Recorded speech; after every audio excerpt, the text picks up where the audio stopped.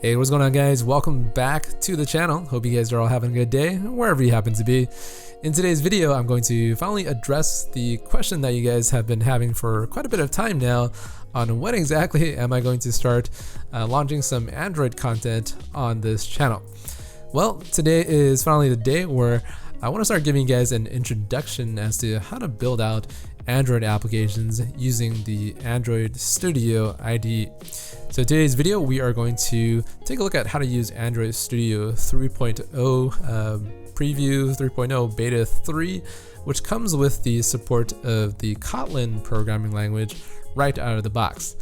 And for some of you guys that don't know exactly what the hell Kotlin is, well, basically it's a programming language that allows us to build out Android apps much easier than way back in the days when we had to do it in Java. And so Java requires us to do a lot of typing, and Kotlin is much easier to kind of program out the logic that we need inside of our Android apps. If you guys want to think about it this way, it's basically Java is Objective-C and Kotlin is Swift inside of the iOS world. So what exactly do I want to show you guys today? Well, the rundown for today's video kind of looks like this. I first want to show you guys how to create a blank activity project inside of Android Studio, which is the equivalent of a single view app. And then I want to kind of show you guys and walk through with you guys how to run this application inside of what we call an Android emulator. So the Android emulator is very, very similar to the simulator. It just requires us to create an emulator and then launch it before we can see our application on the screen. And then once we have the emulator up, I want to show you guys some of the basics of the Kotlin language by going through a very, very common and simple algorithm question of writing out the FizzBuzz implementation. And then I'll also go through how to construct some classes in Kotlin and what the syntax looks like exactly inside of the Android Studio editor. And then finally, if I have some time left over today, I want to demonstrate to you guys how to use the visual editor to build out some components inside of our activities, or also known as pages, for our Android applications. And I don't always use the visual editor, but I guess in today's video, I'm going to start dragging and dropping things inside of our application just to make it a little bit easier for today's video. So why don't we go ahead and get started with how to create a blank activity project right now. All right, so for some of you guys that don't have the Android Studio IDE installed just yet, go ahead and go to this URL, developer.android.com/studio preview index.html, and you'll land on this page right here that is kind of telling you to be an early adopter. And basically you want to download the beta 3 version 3.0 using this link right here. And basically this is the latest version that I will be using for today's video that was just released a couple of days ago. And you can kind of see the history of updates using this page right here. And basically once you have the download done, you drag in the Android Studio application into your applications directory and you should be good to go. So what exactly do we do once we have Android Studio installed? Well, let's see what I want to do here. I'm going to go to Android Studio, go up to File, New, and Project. So New Project loads up this little template project creator, and let's just use Kotlin intro LBTA, and you can leave these as defaults to whatever values they are, and just make sure you remember where your project is being created. Make sure you also have include Kotlin support checked. That way we can use the Kotlin language, obviously. So I'm gonna hit next right here. And there's a lot of options that come up, right?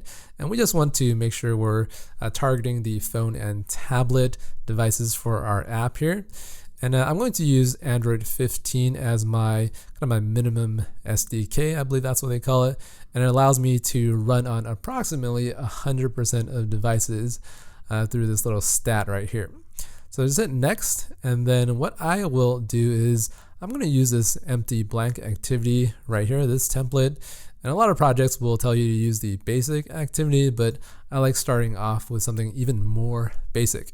So I'm going to hit empty activity by double clicking, and I'm going to leave these as defaults. You want to make sure we generate a layout file, and that layout file will be called activity main, and I'm also going to leave this checked with backwards compatibility. So a lot of new terms, and I'm going to hit the next, and it's going to go ahead and install some tools that I need to build my Android application. So this should be a fairly quick process, and once you're done, you should be okay. And it's launching this project here. And let me just pull that in and try to get some space so that I can see what the heck I am doing inside of this little tutorial here. Drag the Chrome browser out of the way. And so once you launch your application, the template project that gets created gives you this thing called main activity. And sometimes this little tab here shows up as Android, and sometimes it shows up as, I believe, project right here. So I actually prefer to use the view mode of project because it more closely reflects what exactly your folder structure is inside of Finder. So let's see. I think I have some projects here that I can show. And where am I at? Kotlin intro LBTA. And you see that this right here kind of mirrors the directory structure that you have. So I'm more used to looking at it that way compared to this Android view mode. But depending on whatever you like to do, as long as you see your main activity and this res folder and also this build.gradle file, you should be fine. Okay, so like I was mentioning earlier, to run this application, you need to click on this run button up here, but it's not really allowing me to do that. And why is that? Well, I need to click on try again right here and go back to the Gradle file and try to sync my project so that I can achieve this basic functionality. Editing and debugging will not work properly, so let's try again. And install missing platforms and sync project. So let's click on that. And depending on how you've set up your Android Studio editor, you're going to be required to set up a lot of this, the platform tools and the Android tools in order for your application to load properly. So once you have all of these checks done and kind of taken care of, you can finally load your application. So let's see, it's trying to do a bunch of stuff down here, and it's basically executing a lot of these Gradle files. So let me go back to my project directory, and let's see, app, I have my build.gradle, which is this file right here, and it's trying to download all of these dependencies and make sure that all of your components are able to load up properly. So once everything is done and okay, it says Gradle build finished in 6 seconds and 364 milliseconds. And sooner or later, you can finally run your application. So I'm gonna hit this run button right here, and you will come across this select deployment target little dialog. So what exactly do we do here? Well, this screen is going to look somewhat different on your guys's Android Studio. And if you don't have any devices available for you to just hit OK with, you want to you want to hit the create new virtual device button, and then just create one of these devices. And depending on how large you want your resolution to be, so you can see this is a really, really large phone, I'm going to create this Pixel 5-inch phone, which has XHDPI, which means that it's really, really high density. So let's double click on this and hit next perhaps.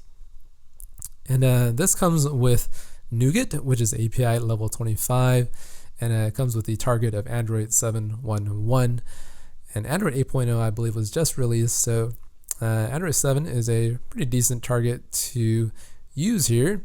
Let's just hit next, and then I will say AVD name Pixel API 25, and then you get all of these settings right here. I'm just going to leave it as the defaults and hit finish, and I should be able to get this available virtual device being listed using this little deployment target dialog. So now that that's available, you can just double click on that. It's going to execute a couple of processes to launch the emulator, which comes up right here, and it's going to turn really, really large, which looks like that. You can shrink this down just like that. Pretty simple to use. That's kind of why I really enjoy using Android Studio, the editor. I find that a lot of the typing, a lot of the coding is much faster compared to Xcode, which some of you guys might not enjoy all that much, but I actually find it quite refreshing to start typing out Kotlin code and doing Android programming inside of the simulator and the studio editor. All right, so it's still trying to work at launching this application here. And you see our app is now kind of fully loaded into this emulator. So this is called an emulator. It's not a simulator because a little bit of a difference. I'm not exactly sure what that difference is, but that's what we call it. And we see hello world right here. And then the question that some of you guys might be having is, where exactly is this hello world coming from? So I'm going to go and open up my source right here, and I want to make sure I see main activity. And this right here, the main activity, is what we see as it's kind of this purple nav bar in this entire page with these buttons right here, the back button, the home, and the menu button. And basically this whole thing is creating this activity, and once it's done creating, it loads this activity main file and it sets it as the content view. So what exactly is activity main? Well, if you command and click into this thing, it will lead you into this activity main file. And where exactly does this file come from? Well, let's see. If I open up this res guy and open up layout, you'll see activity main, and this is exactly what that file is. Okay, so that's basically how Android works. We have this layout file that has this text view in it, and it says hello world, and we have a bunch of constraints. Bottom, left, right, top. As you can kind of see, it's kind of similar to auto layout in iOS interface builder, and I think it's even easier to use. So we're going to go over that in just a little bit, but instead of digging our heels too deep into the designer, I want to first go over some simple aspects of the Kotlin language. So if you take a look at what this file is, main activity, it has an extension of .kt, and that is a Kotlin file that you can start typing out Kotlin in. So what exactly does Kotlin look like inside of our Android activity? Well, you can declare variables very simply by saying val. So this is a variable equals some string like that. And then you have access to this is a variable right there, and says that it's a string. So what do we want to do with this? Well, how about we just log it to the console to see exactly what this value is. So I'm going to say log with a capital L like that.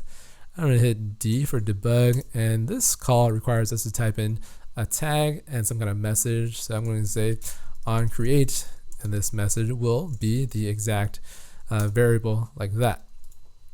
Okay, so if you hit the play button or just hit Command R, you will relaunch the application with this new piece of code.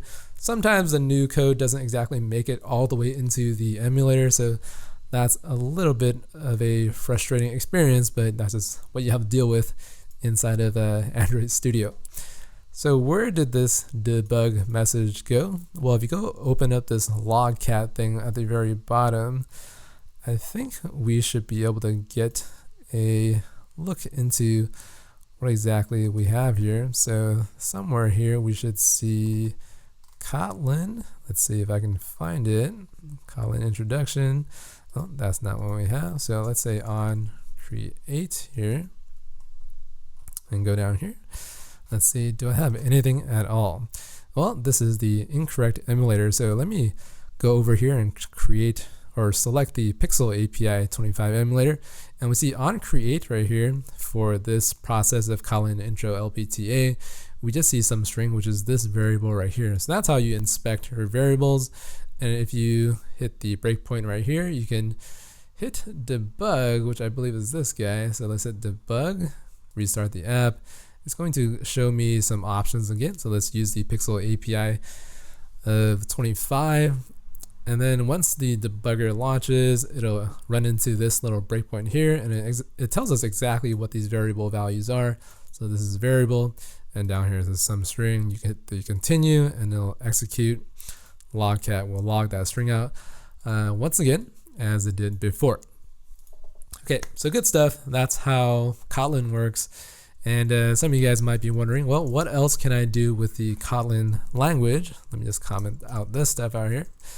Well, you can actually create a for loop and execute some loop logic very, very easily inside of this language by just saying for. And let's use I in, I guess, 0 to perhaps 100. I think that's the syntax. And we can say log dot, let's use info this time. So info and debug is different. And based on what you use, you can filter through the little UI here what exactly the messages you would like to see. So let's see the tag. Let's see, can we get the little helper to show up?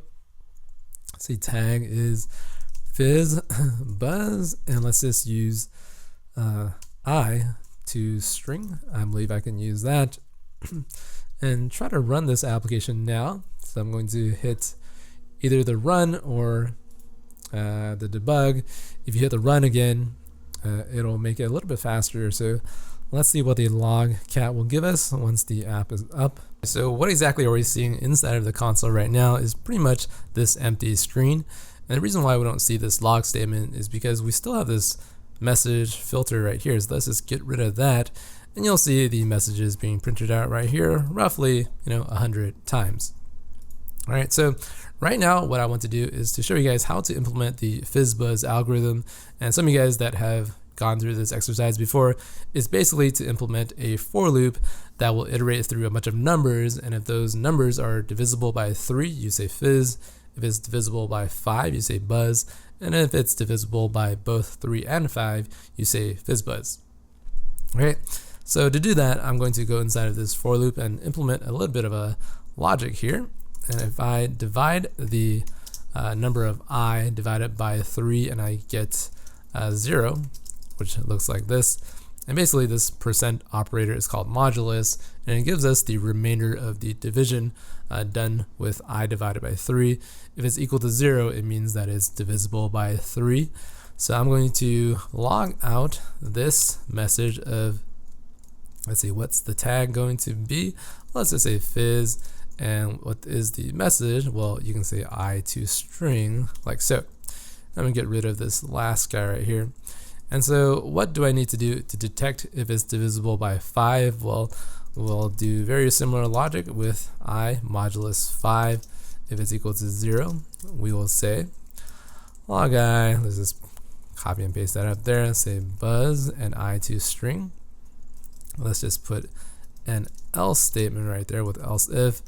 And then if you run this, what you'll find out is that you'll get fizz and buzz for numbers that are divisible by both 5 and 3. So maybe I'll just run that to give you guys a little bit of preview as to what that does. So let's see what 15 is. So 15 says buzz, but instead 15 is divisible by both 5 and 3, so we want to say FizzBuzz. So the way to do that is to make sure you check it at the very top first. And I'm just going to say I modulo 15, which is the product of 5 and 3, obviously. And if that is equal to 0, well, that's not what I want. Let's put a parentheses there. And then we will say print out FizzBuzz. So FizzBuzz. Otherwise, we go on our way with doing the rest of the logic check. So let's put this down to 30 so we don't pollute the console with too many messages here. And if I run this app right now, you'll get 30 says FizzBuzz, 15 says FizzBuzz, and then the rest of the numbers that are divisible by 3 and 5 respectively will say fizz and buzz. So that is how we implement the FizzBuzz logic inside of onCreate, which is always called when our activity, also known as page, is created inside of our Android app. Now, one thing I want to kind of show you guys before we leave today is how we create classes inside of the Kotlin language. And so what I can do is just say perhaps private for a private class, and just say class. Let's just create a class that's called student. And the easy way of having some properties for my student class is to just put it in line like this with perhaps a name of string and val age. So age is int, like so. Okay, so good stuff there. And to use this student class, you can just say val student, and you can equal student with the constructor of student. And inside of here, it kind of gives you a couple of different options to create instances of your class. For the name, you can just type in something like a string, and the age, let's just say I am 100 years old. You can create it like that, or you can say, val, student2 equals student. And for the name, you can actually type on the name equals something. And let's just call this person Doug. And then for the age, you can just type in a number like 20, and it will, or it should show you what this value is associated to. But because we are using name in the first parameter right here, we also have to say age equals 20 like that. Okay. Now, if you specify the other way around, that works too. So student3 equals student, let's see, age equals 10, and then we have name equals some kind of string, and let's just call this Phil. And that's kind of how you create your class objects or instances of your classes using the Kotlin syntax. Alright, so this is where I'm going to wrap up for today's video. There are a lot of other things that I do want to talk about when we're building out our Android applications, and it's going to be very exciting to see the new series that I'll be launching in just a couple of days to show you guys how to build out something that's very similar to the Facebook feed inside of the Facebook application. And also, if you enjoyed today's video, make sure to hit that thumbs up button and also subscribe to the channel if you haven't done so already. Until next time, keep on coding, guys, and I'll see you in the next video. Bye bye, guys.